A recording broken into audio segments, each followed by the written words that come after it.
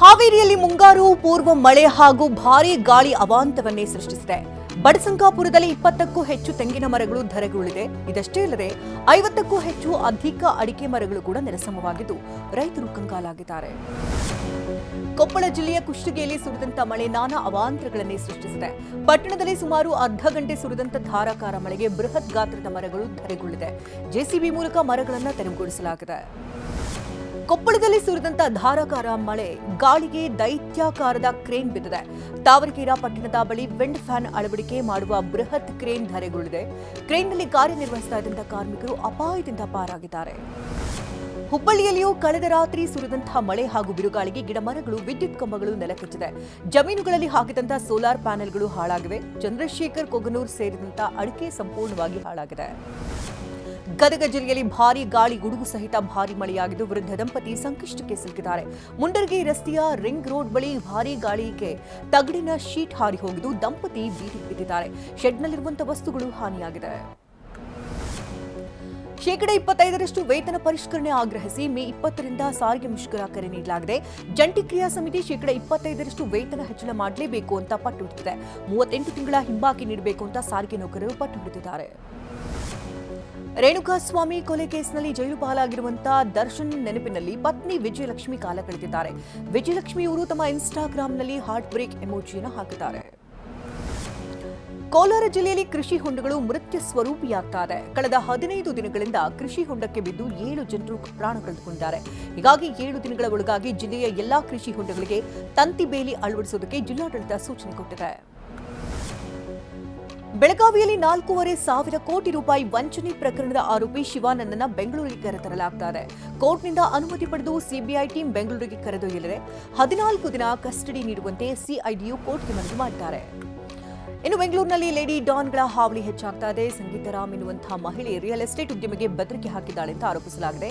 ನಾನು ಕರ್ನಾಟಕ ಯುವ ಸೇನೆಯ ಮುಖ್ಯಸ್ಥೆ ಅಂತ ಹೇಳಿಕೊಂಡಂತ ಸಂಗೀತ ಬೆದರಿಕೆ ಹಾಕಿದ್ದಾರೆ ಅಂತ ರಿಯಲ್ ಎಸ್ಟೇಟ್ ಉದ್ಯಮಿ ವೆಂಕಟರಾಜು ಕೊಡಿಗೆಹಳ್ಳಿ ಪೊಲೀಸ್ ಠಾಣೆಗೆ ದೂರು ಕೊಟ್ಟಿದ್ದಾರೆ. ಮೈಸೂರು ಜಿಲ್ಲೆಯಲ್ಲಿ ಹೆತ್ತ ತಾಯಿಯನ್ನೇ ಮಗ ಕೊಲೆ ಮಾಡಿರುವುದು ತಡವಾಗಿ ಬೆಳಕಿಗೆ ಬಂದಿದೆ. ಮಾದಹಳ್ಳಿ ಗ್ರಾಮದ ಸುಧಾ ಎಂಬಾಕೆನ ಪುತ್ರ ಶಿವರುದ್ರಪ್ಪ ಎಂಬಾತ ಕೊಲೆ ಮಾಡಿ ನಂತರ ಕಣಿಯನಹುಂಡಿ ಸಮೀಪದ ತೋಟದಲ್ಲಿ ಮೃತದೇಹವನ್ನು ಸುಟ್ಟು ಪರಾರಿಯಾಗಿದ್ದ. ತುಂಬಾ ಸೆಕೆ ಅಂತ ಅಂಗಡಿ ಮುಂದೆ ಮಲಗಿದಂತ ವ್ಯಕ್ತಿಯ ಮೇಲೆ ದಾಳಿ ನಡೆಸಲಾಗಿದೆ. ಬೆಂಗಳೂರು ಗ್ರಾಮಾಂತರ ಜಿಲ್ಲೆಯ ದೊಡ್ಡಬಳ್ಳಾಪುರದ ಬೆಕ್ಕ ಬೆಳವಂಕಲ ಗ್ರಾಮದಲ್ಲಿ ಘಟನೆ ನಡೆದಿದೆ. ತಿಪ್ಪೇಸ್ವಾಮಿ ತಲೆ ಕೈಕಾಲಿಗೆ ಹೊಡೆದಂತ ದುಷ್ಕರ್ಮಿಗಳು ಪರಾರಿಯಾಗಿದ್ದಾರೆ. ಮಹಿಳಾ ಕಸ್ಟಮ್ಸ್ ಅಧಿಕಾರಿಗೆ ವಂಚನೆ, ಲೈಂಗಿಕ ದೌರ್ಜನ್ಯ ಪ್ರಕರಣದ ಆರೋಪಿ ವಿರುದ್ಧ ಮತ್ತೊಂದು ಎಫ್ಐಆರ್ ದಾಖಲಾಗಿದೆ.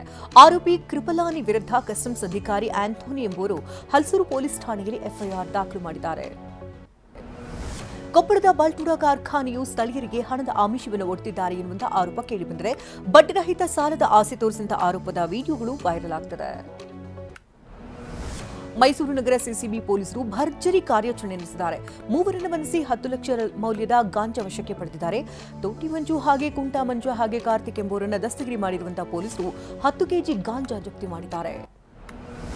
ಹಿಜಾಬ್ ಸಂಘರ್ಷದ ನಡುವೆ ಎಸ್ಎಸ್ಎಲ್ಸಿ 2 ಪರೀಕ್ಷೆ ಆರಂಭ ಆಗಿದೆ. ಇಂದಿನಿಂದ ಮೇ 25ರವರೆಗೆ ಪರೀಕ್ಷೆ ನಡೆಯಲಿದೆ. ಈ ವರ್ಷ 1,15,112 ವಿದ್ಯಾರ್ಥಿಗಳಿಂದ 2ನೇ ಪರೀಕ್ಷೆಗೆ ನೋಂದಣಿ ಮಾಡಿಸಿದ್ದಾರೆ. 7,658 ವಿದ್ಯಾರ್ಥಿಗಳು ಅಂಕ ಹೆಚ್ಚಿಸಿಕೊಳ್ಳುವುದಕ್ಕೆ ಮರುಪರೀಕ್ಷೆ ಬರೆದಿದ್ದಾರೆ. ಮಾಜಿ ಪ್ರಧಾನಿ ಹಾಗೂ ಜೆಡಿಎಸ್ ವರಿಷ್ಠ ದೇವೇಗೌಡರು ಹುಟ್ಟುಹಬ್ಬವನ್ನು ಆಚರಿಸಿಕೊಳ್ತಾ ಇದ್ದು 94ನೇ ಹುಟ್ಟುಹಬ್ಬದ ಸಂಭ್ರಮದಲ್ಲಿರುವಂತಹ ದೇವೇಗೌಡರು ದೇವಸ್ಥಾನದಲ್ಲಿ ವಿಶೇಷ ಪೂಜೆಯನ್ನು ಸಲ್ಲಿಸಿದ್ದಾರೆ. ಬೆಂಗಳೂರಿನ ಜೆಪಿ ನಗರದಲ್ಲಿರುವಂತಹ ವೆಂಕಟೇಶ್ವರ ದೇವಾಲಯದಲ್ಲಿ ವಿಶೇಷ ಪೂಜೆ ಸಲ್ಲಿಸಿದ್ದಾರೆ.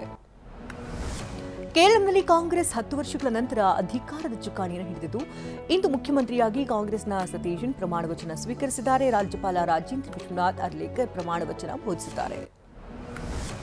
ಸತೀಶನ್ ಸಂಪುಟದಲ್ಲಿ ನೂತನ ಸಚಿವರಾಗಿ 20 ಮಂದಿ ಪ್ರಮಾಣ ವಚನ ಸ್ವೀಕರಿಸಿದ್ದು 20 ಸಚಿವರ ಪೈಕಿ 14 ಹೊಸ ಮುಖಗಳಿಗೆ ಅವಕಾಶವನ್ನು ನೀಡಲಾಗಿದೆ. ಹಿರಿಯ ಶಾಸಕ ತಿರುವಾಂಕೂರ್ ರಾಧಾಕೃಷ್ಣನ್ ಅವರನ್ನ ವಿಧಾನಸಭಾ ಸಭಾಪತಿಯಾಗಿ ನೇಮಕ ಮಾಡಲಾಗಿದೆ. ಕೇರಳದ ಯುಡಿಎಫ್ ಮೈತ್ರಿಕೂಟದ ಐಯುಎಂಎಲ್ ಪಕ್ಷ 5 ಸಚಿವ ಸ್ಥಾನಗಳನ್ನು ಲಭಿಸಿದ್ದು ಐಯುಎಂಎಲ್ನ ಶಂಶುದ್ದೀನ್, ಕೆಎಂ ಶಾಜಿ, ಪಿಕೆ ಬಶೀರ್, ಅಬ್ದುಲ್ ಗಫೂರ್ ಮಂತ್ರಿಯಾಗಿ ಪ್ರಮಾಣ ವಚನ ಸ್ವೀಕರಿಸಿದ್ದಾರೆ. ಇನ್ನು ಸಿಪಿಎಂ ಪಕ್ಷದ ಜಹಾನ್ ಸಂಪುಟ ಸೇರಿದ್ದಾರೆ. ಕೇರಳ ನೂತನ ಸಿಎಂ ಪ್ರಮಾಣ ವಚನ ಸಮಾರಂಭಕ್ಕೆ ಗಣ್ಯರ ದಂಡೆ ಆಗಮಿಸಿದ್ದು ಎಐಸಿಸಿ ಅಧ್ಯಕ್ಷ ಮಲ್ಲಿಕಾರ್ಜುನ್ ಖರ್ಗೆ, ರಾಹುಲ್ ಗಾಂಧಿ, ಸಂಸದೆ Priyanka Gandhi, Karnataka CM Siddaramaiah, DCM D K Shivakumar, Telangana CM Revanth Reddy ಕೂಡ ಪ್ರಮಾಣ ವಚನ ಕಾರ್ಯಕ್ರಮದಲ್ಲಿ ಭಾಗಿಯಾಗಿದ್ದರು. ಭಾರತೀಯ ಕ್ರಿಕೆಟ್ ತಂಡದ ಮಾಜಿ ನಾಯಕ ಮಹೇಂದ್ರ ಸಿಂಗ್ ಧೋನಿ ಇಂದು ಚೆನ್ನೈನಲ್ಲಿ ಕೊನೆಯ ಐಪಿಎಲ್ ಪಂದ್ಯವನ್ನು ಆಡಲಿದ್ದಾರೆ. ಚೆಪಾಕ್ ಕ್ರೀಡಾಂಗಣದಲ್ಲಿ ಸನ್ರೈಸರ್ಸ್ ಹೈದರಾಬಾದ್ ವಿರುದ್ಧದ ಪಂದ್ಯವನ್ನು ಆಡಲಿದ್ದಾರೆ.